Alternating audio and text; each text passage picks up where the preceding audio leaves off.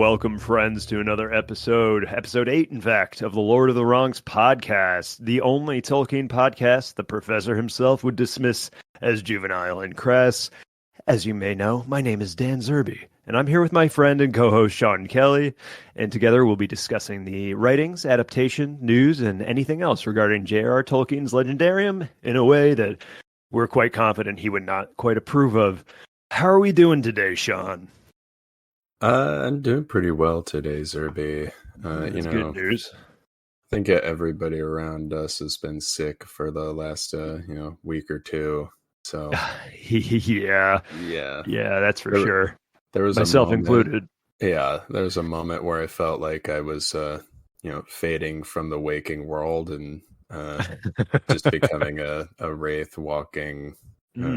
Did you feel stretched like butter over too much bread? I was starting to, but then it got better. So I'm fine. Oh, well, that's good. that doesn't always happen, so that's good news. Yeah, as nice as being 500 years old sounds, with that description, I'd rather not. I mean, I'm struggling enough with only 33 years old, so yeah, 500's is a lot. So correction corner. We're just gonna have to jump into it. Yeah. Let's just dive straight. It's no one's favorite segment, but it is reoccurring regardless. it's here to stay. I mean, it's just what it is. We're not academics. We're just some guys who maybe could do a little bit more research before recording. I don't know. No, I like this shooting from the hip style. You know what? We'll just cover our bases afterwards. Yeah, that's right. Yeah. So last week's Tolkien fun facts included my assertion that Tolkien hated fountain pens because they made a mess, and he preferred Bic ballpoint pens, and I think he probably exclusively used fountain pens, because I don't know if you've ever tried to write the Tengwar with a ballpoint pen, but it just doesn't look very pretty. I'm sure many of us have. I mean, I have, and I can tell you for sure, without a little bit of doubt, that I am not good at the Tengwar regardless of the writing implement. It did not make much of a difference for me. Yeah. But yeah, you kind of need a fountain pen, or at least that style of pen to effectively. Yeah, I mean, it's calligraphy, effectively. Yeah, exactly. Yeah, there's not a lot of calligraphy done with a pack of 100 Bic ballpoint pens that half of them don't work very well. A gel pen. Ooh, yeah, a gel pen maybe. Well, it would look really cool either. Yeah, you have like sparkly green. Yeah. I will. I want to remind us all that I was questioning this one specifically. You did, yeah. It was the delivery. Really. You said, and I quote, "That sounds hard to believe." I think. Yeah, and it's something about the way you were saying it. Just, I don't know. I'm sorry for questioning you at the time, but no, you were right. You were right to question. I was right, but I won't question you again. I don't know that that's a wise course of action, but all right, cool. Well, anyway, there was one more sort of blanket correction I wanted to sort of get into here while we're in the corner.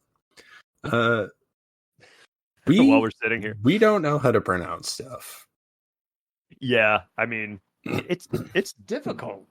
Yeah, I mean, I think we do okay with a lot of stuff, but there are certain things that, especially, I've learned the proper pronunciation for a lot of words over the years, but it's also hard to, when you read a new word for the first time and you read it a number of times and you pronounce it a certain way in your head, it's hard to get that out of your head. So glowing. Being pronounced glowing. Yeah, glowing or glowing, or I think anything is more right than Gloin, because wasn't Gloin's father growing? Yeah, and groin is not let that get past his net there. Yeah. So, yeah, just as an example, but it's basically if we mispronounce things, feel welcome to correct us because I would Yeah. like to know the proper pronunciation, but Oh yeah, we just want to get it right. We don't yeah, for as much as it seems like we're going out of our way to be foolish and silly, which we are, but we do still yeah. we don't We want the genuinely. misinformation to be controlled and quarantined to certain parts of the episodes. Yeah, we want the correction corner segment to be as silly as possible and not having to go back and go like, okay, so we did get this actual thing wrong. Yeah. Yeah. Yeah, I don't want to be doing every 4 episodes is just a correction corner special. So, Yeah, yeah, yeah, feel uh, free to correct us, but we're not yeah, going to get it right yeah. sometimes. So that's And if just you would, yeah, if you would like to correct us, feel free to send us an email at lordofthewrongspodcast@gmail.com. feel free. Please So do. Zerby, I have a question for you, and it's sort of a lore question, All right. but it's speculative. So Ooh, I love speculative. yeah, well, I figured I'd intro the topic today. Do you think the Ringwraiths were all going commando under their robes? Ooh, that's a really good. I think yeah, they would have to be. I guess. I mean, the robes are the only thing giving them shape. So, Yeah, so I mean, they're well, I guess basically what it depends on what they want to have shaped. yeah. Are the Ringwraiths press and pickle? Are they crotch stuffing? No, I mean, they don't exist really in our world under those Right. robes. They're kind of living Yeah. in the Wraith world, which is or Yeah. the They're in like unseen world. yeah. Yeah. So they're not really Yeah, they're not here. really there. So, like, are their clothes really there? I mean, I know their Well, robes are. their robes are certainly their horses. Obviously, are regular horses, and well, not maybe not quite regular, but I mean they Yeah, were stolen from the Rohirrim, so they're top-notch horses, and then they're also probably tortured and yeah, no, they're made to carry these horrific yeah, wraiths. they're not nice horses, but No, they're not nice very horses. Bucephalus like, I think. Yeah, I think that's Just fair. eating human flesh and stuff. Yeah. But Mm-mm-mm. I mean, I see. I'm trying to remember when Frodo sees them in their true form on Weathertop, right? Mm, I know yeah. he mentions they have like wicked crowns and stuff like that. I don't remember if he mentions the clothes. I don't believe he does. So, I I don't think mean, he does at all. Yeah. yeah, if it's not mentioned, then to me that would just imply that they're just running around in the buff I in mean, the they Wraith could world. be. I mean, if they're in the Wraith world, I mean, they're invisible. I mean, they might as well be comfortable. They might as well go commando. Yeah. So, I mean, Why be restricted?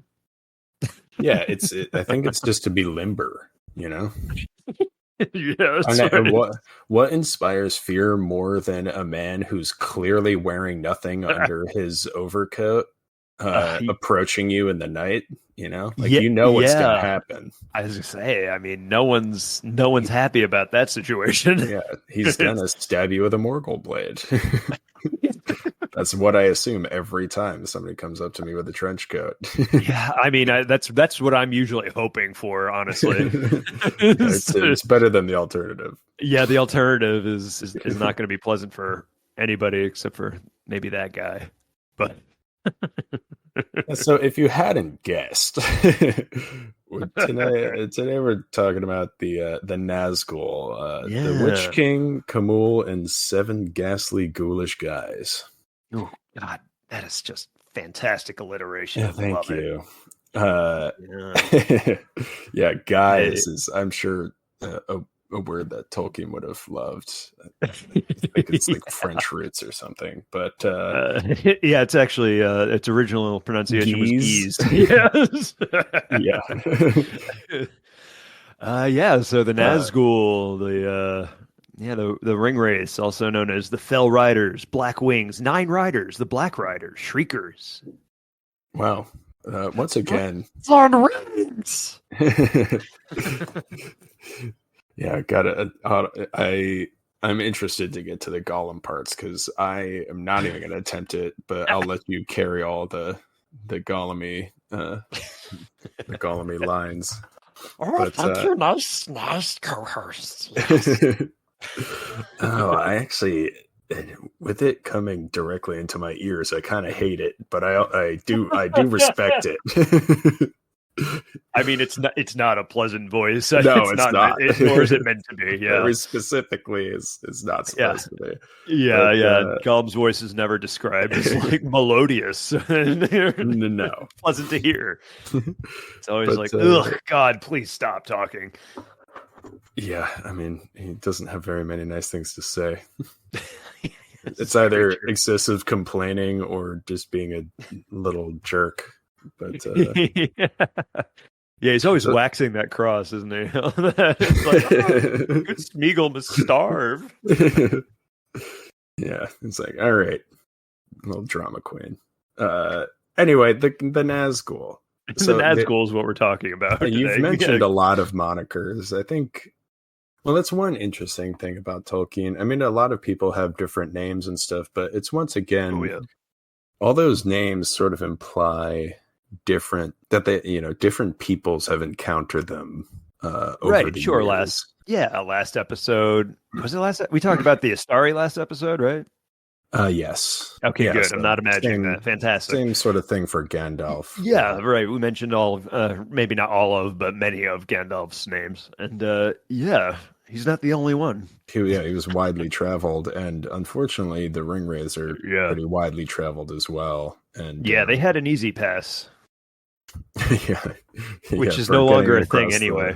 The Fords of Eisen to pay the toll.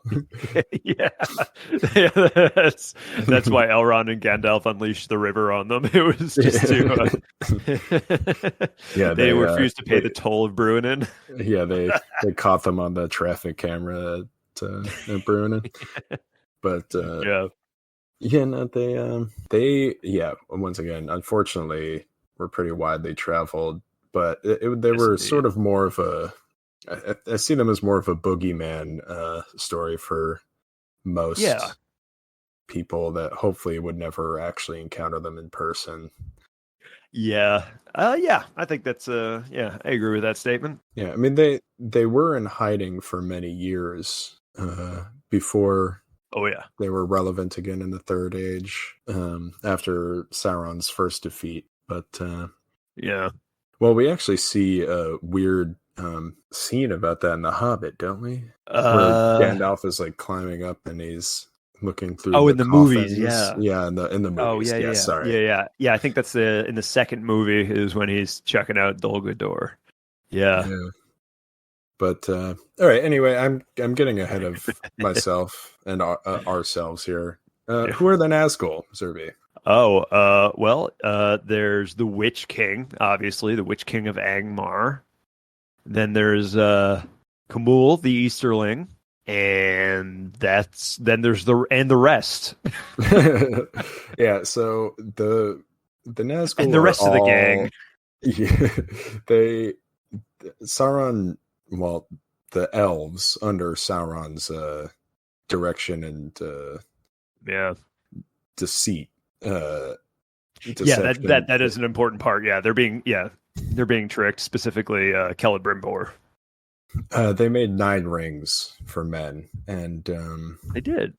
It's strange to me how this happened to men and not the other. I mean, the elves made the 3 rings without really having too many ties because they made them before. Right, Sauron never touched those rings. Yeah.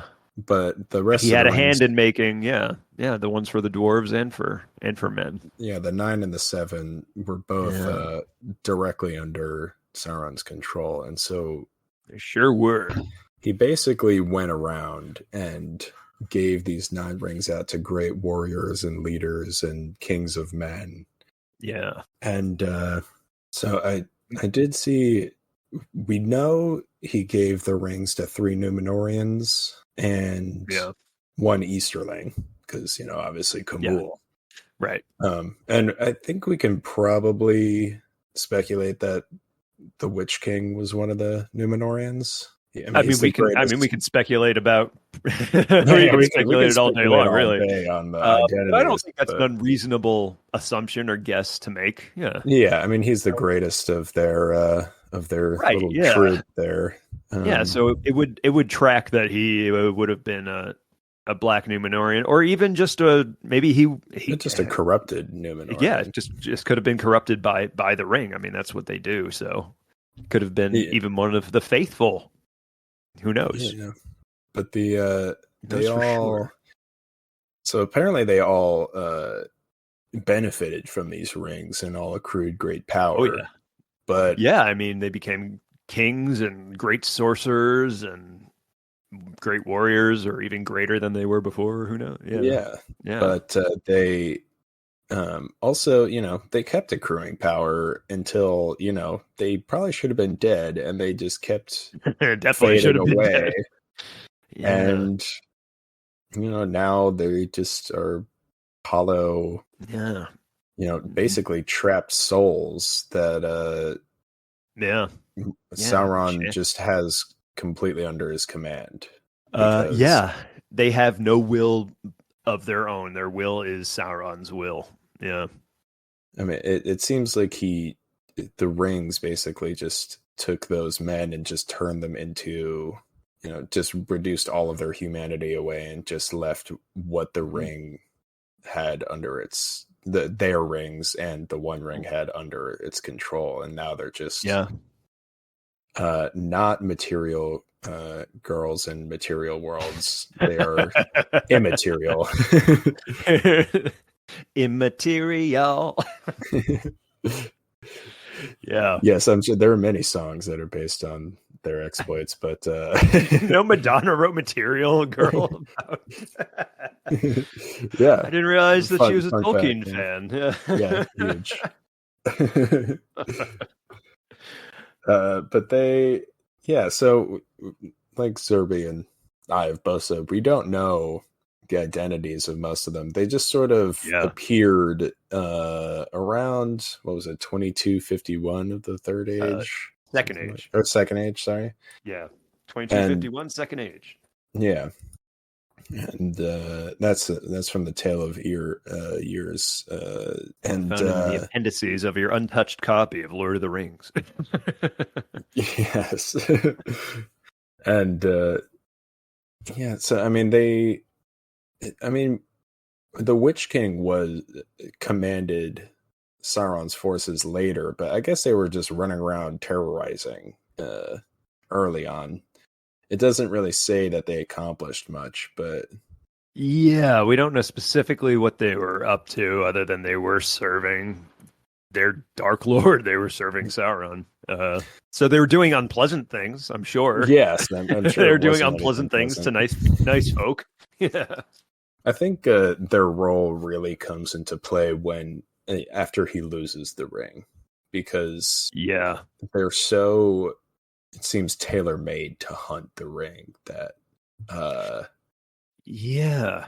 yeah, And I think that's an interesting thing too that I've noticed while reading and rereading Lord of the Rings for the dozens of times now that I have, that they really kind of lose their moniker, the Ringwraiths, after the first part of the story. It's like the when the Nazgul, when they're chasing the hobbits through the Shire and tracking them down, it's like then they're Ringwraiths, and then they just kind of seem almost exclusively referred to as like Nazgul or some of the other things, because they weren't always Ringwraiths, because they existed before the one was lost. So yeah, they weren't made to hunt the ring. They just ended correct. up Yeah, they're just meant to excelling be at it. servants. Yeah.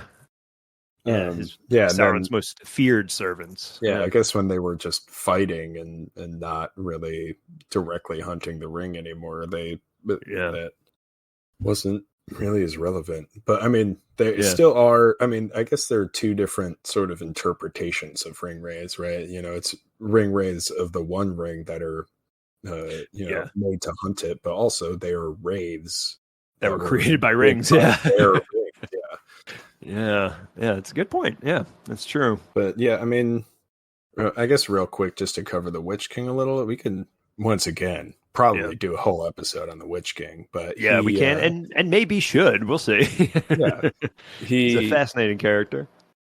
Besides, stabbing Frodo, killing Theoden, all that fun stuff he did in the Lord of the Rings, he completely conquered Arnor earlier in the Third Age. I think around 1,000 or something like that. I don't remember. Yeah, I believe so. Yeah, which is the same time that Manwë the king of the Valar becomes aware that Sauron is back. I believe that's when Sauron starts. He claims Mordor as his stronghold, if I'm not mistaken. No, that was in the Second Age. Oh yeah. Oh my God. Yeah. No, I'm sorry. Yeah. No, it's all good. Sauron conquers Eriador, which is where the Shire is, twice, and the first time was just to basically take over the elves' ring making operation. Yeah. And the second was to just sow discord, I guess. He was just giving it a shot, trying to take over. But the Witch King led the forces of Angmar, which was a stronghold in the far north above, north of Bree, basically. Far north of Bree. In the frozen mountains in the north. Yeah. This is why he's known as the Witch King of Angmar sometimes. Yeah. Mount Gundabad is located up there, which is something that you might remember from the Hobbit movies, actually, because I don't think Mount Gundabad's not mentioned at all in the Hobbit, the book. So, it's mentioned in the book, The Lord of the Rings. That's where orcs are coming from. Up there, but it's not mentioned outright. Yeah, and it is involved in the War of the Ring, but we don't really hear about any of it. There's a whole war going up in Erebor.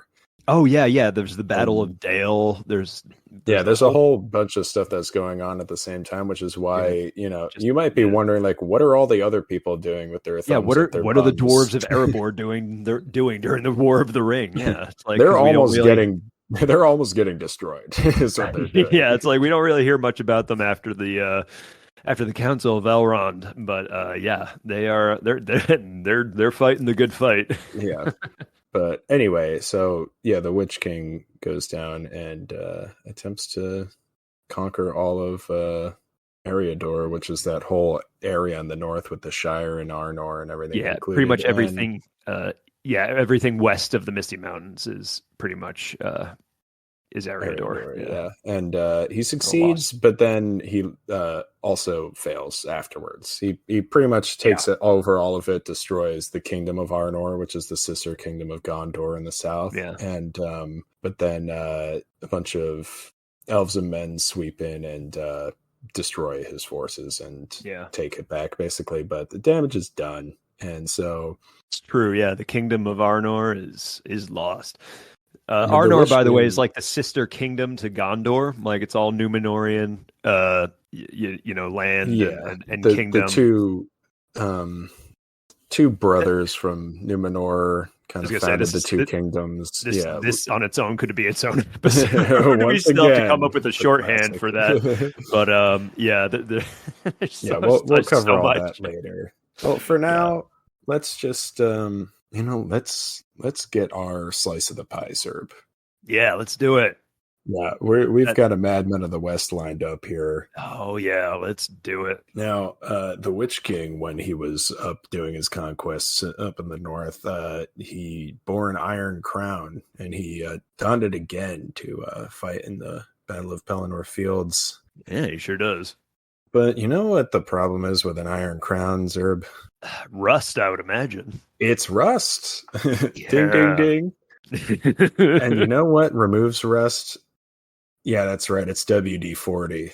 We're getting WD-40 to sponsor this. And not just, WD-40 isn't just used by the forces of evil. No, it's good for everything. Yeah.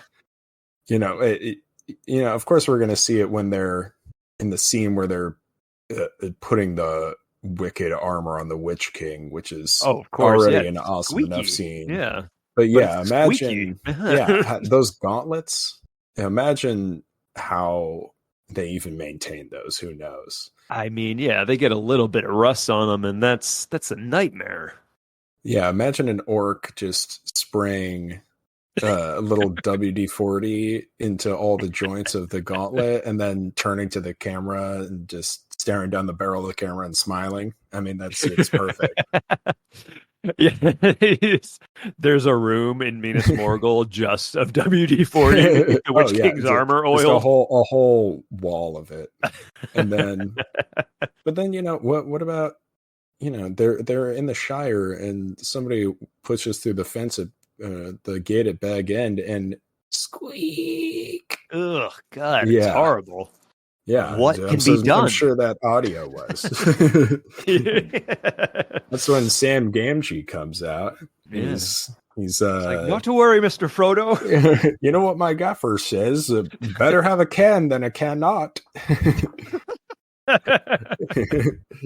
And it gives it a couple of quick sprays, and then the gate is smooth and silent and good to go. Nice. Yeah. All it took was a little water displacement at Formula 40.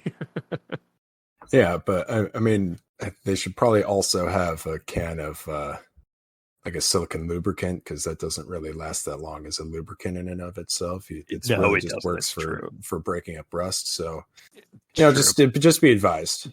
But I mean, you can use graphite powder too. There's a lot of different lubricants that you can use. All right, that's enough about lubricants, and that's enough about WD-40. But just once again, contact us if you guys.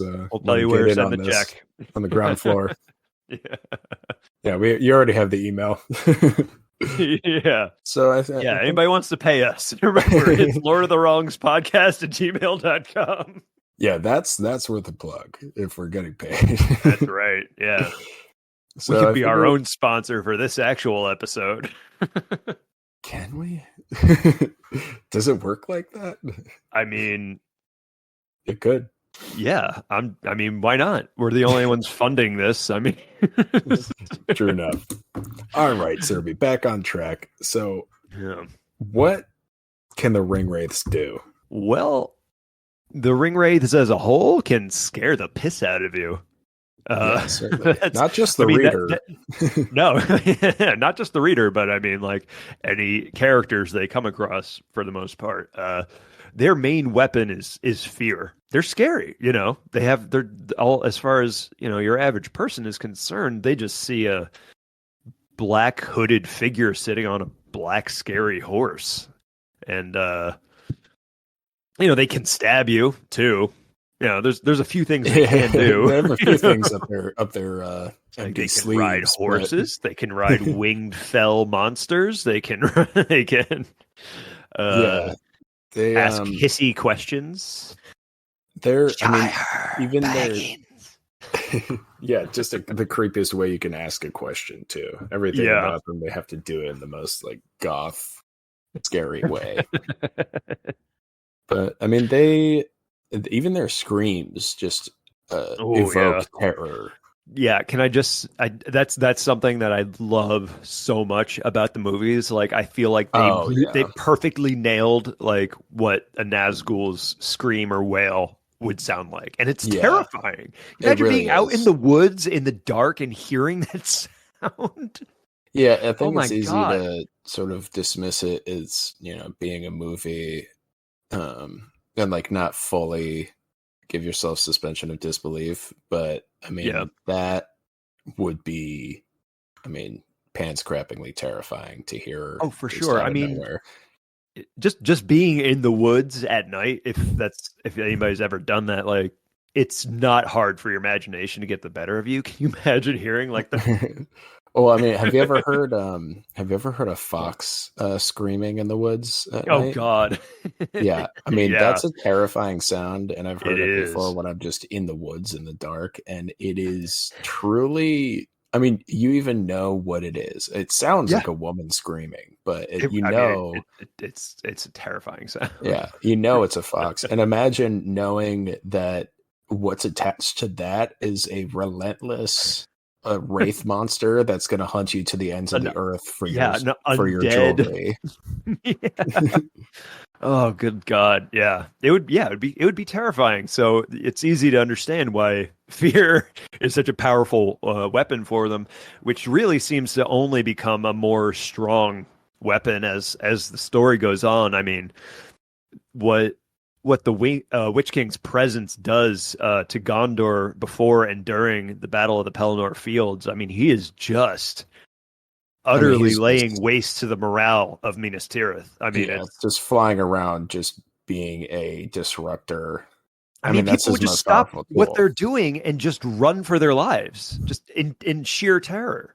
Yeah, Men, horses, everybody. and it's understandable. Yeah, unless you're But Gandalf. well, I mean, yeah, I mean, he doesn't give a hoot. But I mean, he knows what's under those robes, and it's nothing. Yeah, yeah. Gandalf's not intimidated. He's got his own staff. But yeah, I mean, once they don't have that fear, I mean, they're really just kind of a bunch of old guys, right? I mean, they There's just a bunch of old naked men that you can't see, which is kind of scary in its own way, but it's a very different thing. the only thing scarier would be a bunch of old naked men that you can see. Yeah, And right. Exactly. Yes. But yeah, I mean, when when when the Nine are swept away at the fort of Brunnen, I mean, they really lose everything that they have. I mean, they lose they the lose their robes that give them form. form. They have to travel unclothed, like on foot, back to Mordor, back to like Minas Morgul. Yeah. So yeah, once they don't have shape and their option for instilling fear is taken away, like they really can't do very much to you. Yeah, and there are a couple instances where people stand up to them and they, like Aragorn fights off however many, 6 of them or Yeah, something, I right? think 5, I believe. Yeah, I think 5, 5 yeah, at Weathertop. at Yeah. Weathertop. But Yeah, it's the just Witch because King stabs Frodo and yeah, he's not Aragorn chases him off. afraid, Yeah. and he has Couple fire, torches. Yeah. which they don't like. Yeah, I mean if you face them with confidence and fire, that'll It's I like mean a if bear. yeah. Just got to be confident and have some fire nearby, Yeah. and But they also, like bears, if there were 9 of them together, it wouldn't be nearly as effective. yeah. I Because they don't. are stronger when they're together, which is Yeah, funny because that's a major theme, I would say, in Tolkien's work overall. That when people come together, they're more strong, and yeah. but it does work for evil Yeah, I too. was gonna say, yeah, I guess it unfortunately works for the bad guys as well, Yeah. which Well, it works for the Nazgul specifically, at least. Yeah, they are yeah, far more terrifying when there's all 9 of them there. yeah. I mean, Eowyn stands up to the Witch King, and he's still, Oh obviously yeah. a terrifying warrior Oh yeah, and she does has that in unnatural spite of her fear. Yeah. yeah, but they can be stood up to, and Yeah. I mean, And not be usually destroyed, but she no, may yeah, I mean, because of a weird prophecy, but yeah, yeah, and yeah, the weird prophecy he mixed with the tools, the sword that Mary has. yeah. But So yeah, normally they wouldn't be killable under most circumstances, I'd yeah. say. Normally, if you try to stab a Nazgul, which I mean, this does actually happen to both Mary's sword and Eowyn's sword when they kill the Witch King, but it destroys those weapons. I mean, And it it's just just corrodes them away because they're just yeah, so they crumble corrupted. into rust. Yeah, Yeah, it's yeah. they're just such a. I can't think. I don't know a lot about fantasy literature pre Tolkien because it's kind of hard to because everything now is so influenced by it. But Right. Yeah. I mean, it just seems like such a sort of an original idea. I'm sure we could do some Yeah, research and find if there are any influences. yeah. I mean, obviously the idea of the undead and wraiths, and that's kind of a blanket term for a lot of different things. Some people refer to ghosts as wraiths and everything. But yeah, I agree with you. It's very it's a very original idea. They're definitely Although it may have been I think it was influences. based on the Dementors though from Azkaban. It was. Yes, yeah, that makes sense. Yeah, Even as a joke, I made myself kind of angry saying that. Yeah, honestly, that was like I never understood. I always thought the Star Trek, like calling Star Wars Star Trek thing, was just funny. Like it never actually made me mad because it's so clearly like just something there to piss you off. That actually made me a little upset for some reason. And we have a podcast about like trying to make ourselves upset. Yeah. So well done, sir. Yeah, thank you. But it's just such a good villain, and it's also a good in the first book. I just see it as this there's sort of a personification of this evil that they're facing. Like they're not facing the Ringwraiths, they're facing Mordor and Sauron, the whole the Dark Lord, and everything he has at his disposal. Yeah, it's the whole thing. It's not just a matter of escaping from these 9 wraiths. Yeah, and they're sort of not even that real themselves, but they are they make that threat very real. They do, yeah. I mean, fear may be their number one tool, but like I said, they can still stab you, as we saw on Weathertop. I mean, and they do. Yeah, they can and they do. Yeah. Do you want to talk about their mounts really quick, actually? Because the Nazgul, they can't really see. They kind of see in shapes. It's like they're in the dark almost. Yeah, which is why, like, the higher the sun is, the weaker they are. I mean, which is why they need to be able to get around efficiently, right? So yeah, they basically have service animals for that. I never thought of them in that way, but I suppose, by definition, they are. That's why they're allowed to ride them into Minas Tirith, because they've got a certification. Yeah, it's like I have from the mouth of Sauron. I have a vest. I have a vest for my steed. For my fell beast. Yeah. So their mounts. The Nazgul, as you've seen, they really have 2 types of mounts. They ride black horses, and they have those gigantic winged fell beasts, as they're referred. That is not the name of those creatures, by the way. Those creatures do not have a name. Fell beast is just a descriptive term. It's not their name. We don't have a name for those things. Yeah. Fell as in just, I mean, bad. I mean, I'm trying to think of badass, bad, like Michael Jackson, bad to the bone. Yeah, George Thorogood bad. Yeah, Michael Jackson bad actually is a different kind of bad. But yeah, that's kind of like, they're not sexy beasts. Let's not get into that. But, so that makes them the 9 riders. They are regularly on steeds. So their horses are, as Gandalf explains to Frodo, I believe after the Fort of Bruinen incident, that their horses are regular horses, but they're not quite regular, because they most of the horses that are used by Sauron, whether it's by the Witch King or anything else, the horses are stolen. Sauron tried to buy horses from the Rohirrim, because the Rohirrim have the best horses. They are the horse lords for a reason. Yeah, the Meras is like the father of horses. Like, these are the father of all the Meras would be Orome the hunters, the Valar, the huntsman of the Valar. His horse is like the father of all these horses, and the idea is that the horses of the Rohirrim are descended from those. Shadowfax is one of the Meras. And they're just like extra horses. They're they're horse plus. Horses, yeah, it's horse plus. Yeah, they're +1 horses.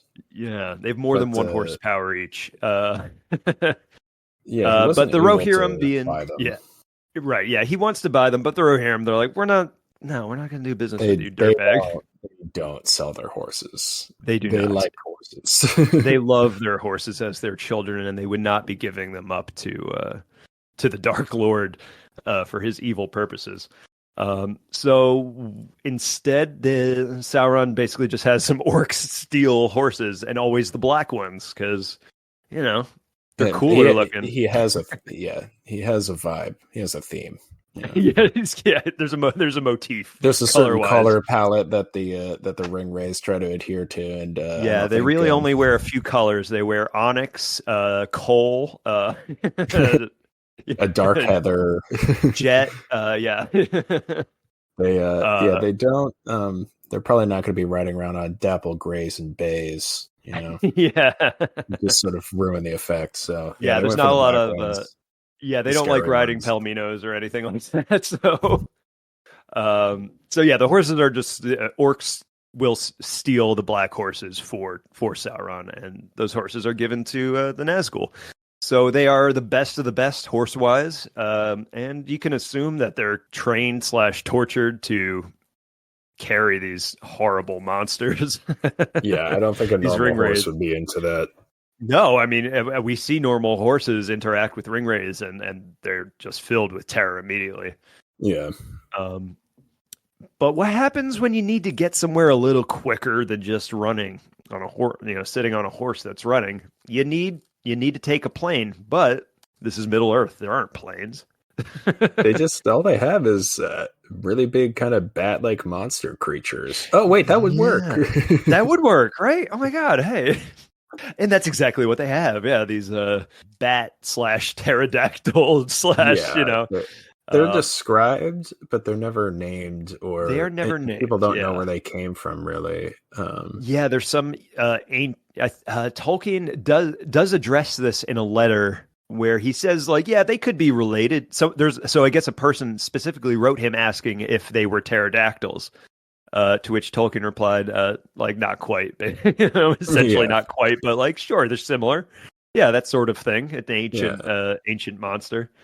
Yeah, there are a lot of he does it's like the Watcher in the Water. There are just certain creatures that are, probably spawned from Morgoth's corruption back in the beginning of the First Age, and the years of the trees. They're just undescribed, and people might be bothered by the sea monster in Rings of Power, but I think it's like there's reason to believe that there would be a sea monster, though. It's not outrageous that it would exist. Uncharted and unaccounted for monsters in Tolkien's. Oh yeah, for sure.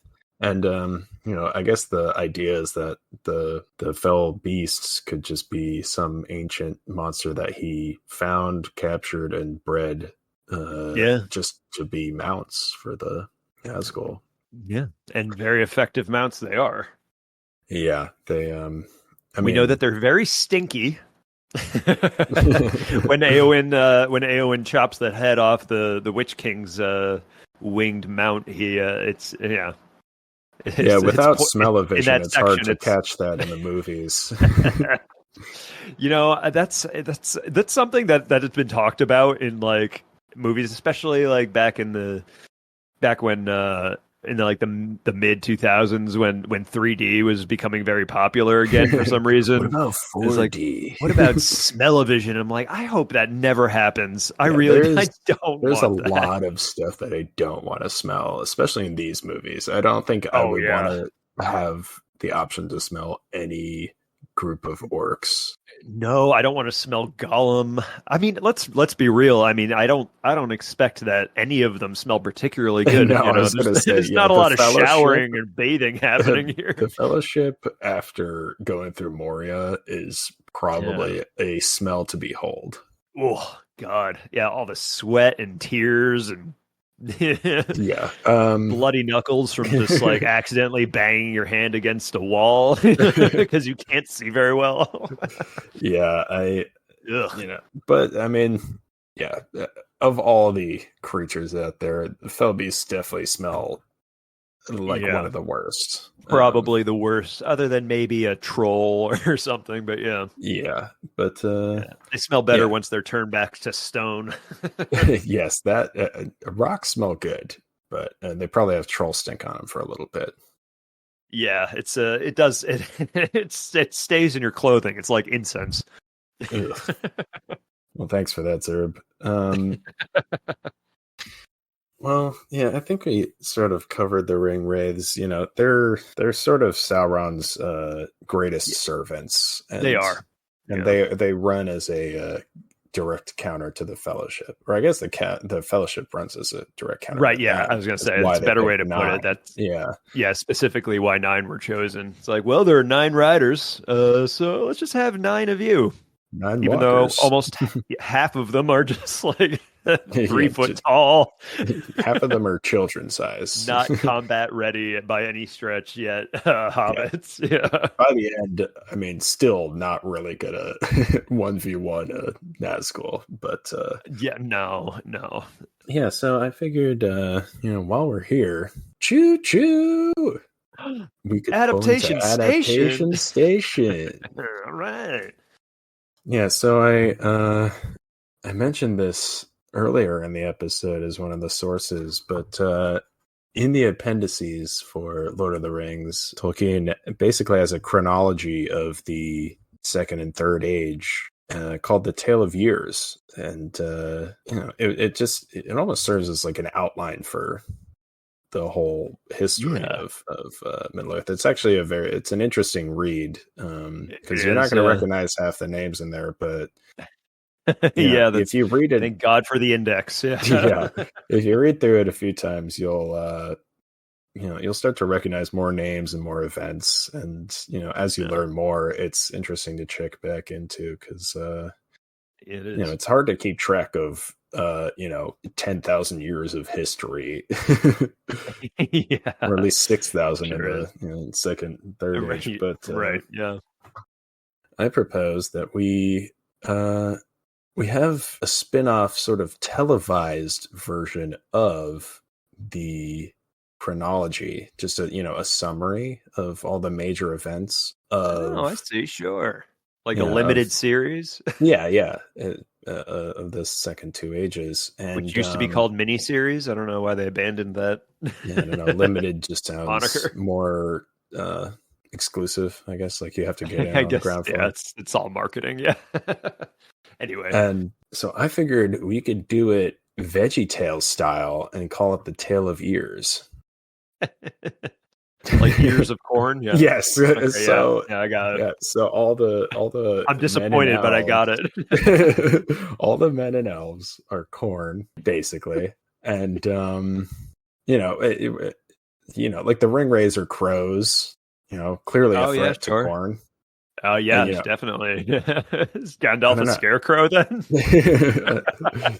Oh wow, that would actually be good. Yeah, that kind of works. Yeah, and like the orcs are, I don't know, potatoes, something sort of. Yeah, like rotting, I'd assume. Yeah, just some like really not like they're all turning green from the sunlight.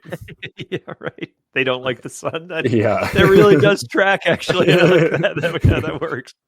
Yeah, that was I planned that. Definitely didn't just say potatoes out of nowhere.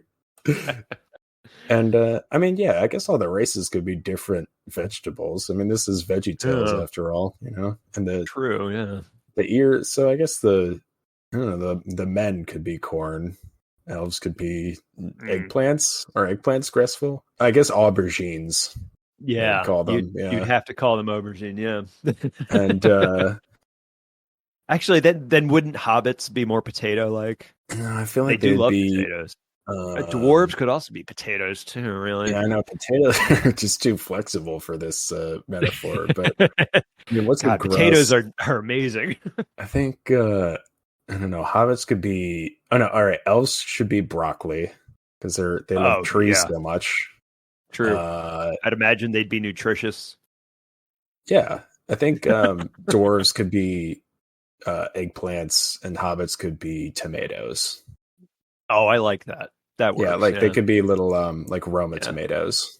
Oh yeah. Yeah, it's weirdly cute. weirdly cute. I didn't watch a lot of VeggieTales when I was younger, but I've never seen VeggieTales. yeah, it's just some really strong and on the nose morals, I think, is what we're going for with this Yeah. summary. I don't know how many morals I know they're not known are. for subtlety. Yeah. Yeah, and I'd say Tolkien's stories like is black and white as they are quite subtle with a lot of the morals. Yeah, I mean, there is a fair amount of gray, I'd say, as well, though. I mean, with the idea that evil is not a thing in and of itself, it's merely the lack of goodness. Yeah. No, You know, but all that is sort of under the surface. Yeah. When, you could easily look at Lord of the Rings or something and say, wow, so it's just, good is good and bad is bad. But there's a lot more going on under the surface. But we're going to have to dredge that up and put it right, let it wear it proudly pinned on its lapel for this series, because I mean, this is clearly aimed towards children. Right. And, you can only be so nuanced with kids. Yeah, I mean, I have the Tale of Years right here, and there's some rough stuff in here. So I think maybe it's a lot of Arnor getting destroyed and sacked. Arabian laid waste to death of Celebrimbor.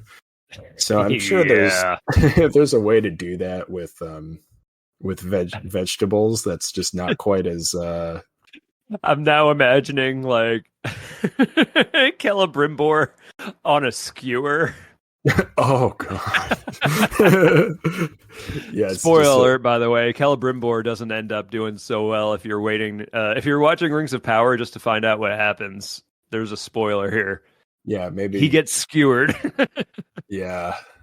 He becomes a kebab. You sort of spoiled it, and then the specific spoiler is that he does get a nice steak. Yeah, I'm actually very much looking forward to seeing that in Rings of Power, and I guess that would probably end up being season 5. But I think Zerby, maybe we can talk about Rings of Power next episode. I think maybe we should. Yeah, we should just because we've sort of danced around it a little, but we have, I liked it, and there are some parts I didn't like. So there are plenty of parts I didn't like, and there are plenty of parts that I thoroughly enjoyed. So that's we can get into that and try to. Yes. So tune in next episode for our discussion of Rings of Power. So I guess for now that leaves. I guess it's my turn, which is good because I prepared this Tolkien fact ahead of time. All right. Yeah. Tolkien. Yeah, it sounds like you prepared. Yes. No, sorry. I'm just gathering my papers here. Sure. Getting my sources together. Getting your material, yeah. Tolkien, every morning, would Tolkien. All right, every morning. This is going to be a pain in the ass. Every morning after breakfast, Tolkien lined up and immediately took 3 shots of gin because he loved Britain so much. It is like the most British spirit, it's the most British spirit. And like, do you want your alcohol to taste like a tree? Which would explain why it's like Tolkien loves his trees. Yeah, exactly. He loves trees. He loves England, and so he loved England and trees so much. He didn't even really like alcohol. He just drank gin every morning just to be a good citizen of the crown, of the crown, yeah. That's your fact for the day. Well, thank you so much for that true fact about J.R.R. Tolkien, Sean. Yes, you're welcome. Yeah, I hope we all learned something today, and that is to come prepared. Yes, let's say there's definitely lessons to be gleaned from this episode. I don't know if it's based on anything we actually said, but there are definitely things to be learned.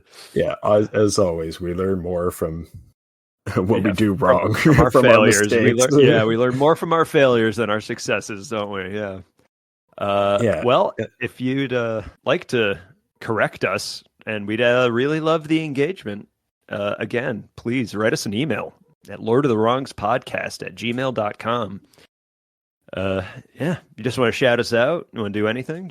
We'll probably read it. We're not swimming in these emails yet, so send them along, and you never know. And we'll set up a Cash App if you're trying to set up any adaptations. Yeah, that's right. Yeah. All right. Well, with that, I guess we say Namarie. Namarie, friends. Join us next time. See you later.